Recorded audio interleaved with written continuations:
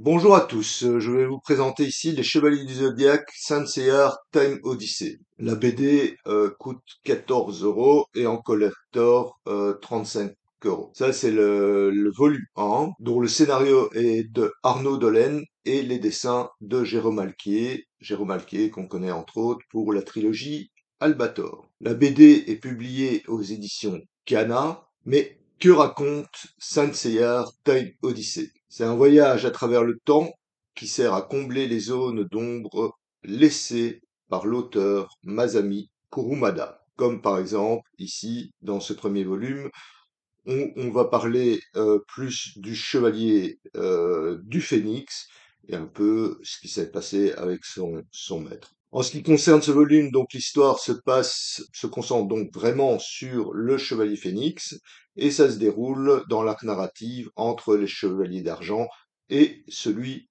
du grand pop qui envoie les chevaliers d'or. Et donc la bataille des 12 maisons. Et donc Chronos, le dieu du temps, veut devenir le 13e dieu primordial de l'Olympe, au même titre qu'Hadès, Poséidon, Athéna. Pour cela, il a besoin de construire l'horloge de l'Apocalypse qui lui permettra de changer à sa guise le passé, le présent et le futur. Donc ici, je vais vous montrer la BD qui est ici. C'est la BD collector. Là, on retrouve donc Saint Seiya, le Phénix. Voilà, j'ai une petite dédicace du dessinateur Alquier, Jérôme Alquier. Ici, donc, on reflète un petit peu donc les débuts des Chevaliers du Zodiaque. Donc, avec le tournoi, la partie où Phénix arrive à avoir l'armure d'or, les origines avec le maître donc d'Iki. Donc là, on est dans la partie où Athéna a quand même le masque d'or, mais pas le reste de l'armure. Ici, ça, c'est un des sbires de Chronos. J'adore la couleur, des tons lumineux, des variantes de rouge, d'orangé, de... Voilà, donc là, on est vraiment dans cette partie-là. Je vais vous montrer un peu plus loin. Donc là, c'est là le maître de Shiryu, qui comprend que c'est donc le dieu Chronos qui est derrière tout ça. Chronos qu'on revoit ici. Voilà, voilà. Je vais vous montrer. Donc ça, par exemple, ici, ça c'est les moines, donc les sœurs, les moires, pardon, les sœurs tisseuses du destin qui interviennent. Ça c'est les heures. En fait, les ennemis qui travaillent pour Chronos sont les heures, heure 1, etc. Ici, donc, on a les origines un petit peu du maître de Iki avant qu'il ne soit pris par le grand Pop et ne travaille officiellement par le grand Pop.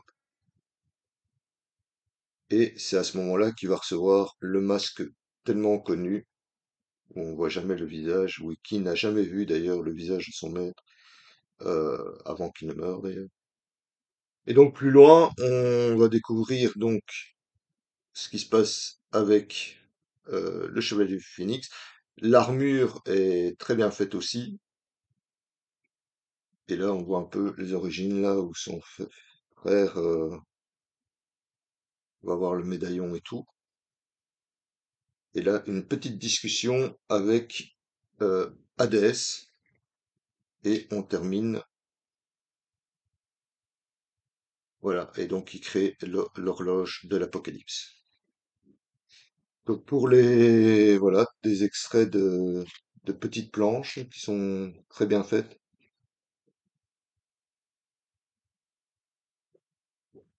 Voilà. On a aussi, donc, la même chose ici, en collector, donc des petites explications.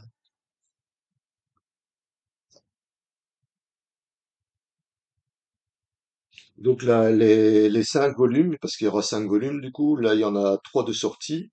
Donc cet album est sorti en 2021, non 2022, pardon, 2022 si je me trompe pas.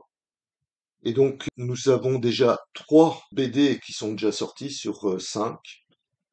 Chaque BD va être braqué sur un chevalier d'argent. Donc le premier c'est le Phénix, le deuxième ça sera Andromède, et là le troisième vient de sortir, c'est le chevalier du cygne. Je vous ferai donc une vidéo sur chacun.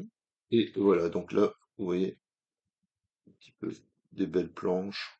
Voilà, voilà. Alors je ne sais pas s'il y en a qui l'ont déjà, je suppose, puisque ça date d'il y a 2 ans.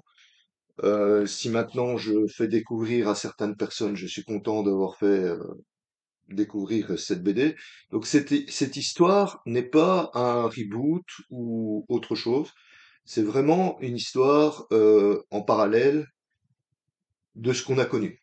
Donc vraiment au même moment de donc le tout début de ce qu'on a connu dans les Chevaliers du Zodiaque jusqu'à Hadès. Donc les 5 volumes vont se varquer sur toute cette période-là jusqu'à Hadès. Et donc là, on est déjà sur Phénix qui lui est plutôt dans la période fin des Chevaliers d'Argent, début de l'arrivée des Chevaliers d'Or, avant la bataille des 12 maisons. En tout cas, moi j'aime beaucoup. Le graphisme est toujours aussi beau.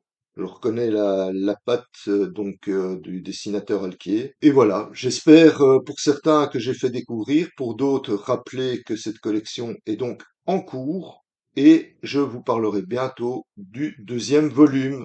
En attendant, c'était Multivers 80 et je vous dis à bientôt. Portez-vous bien.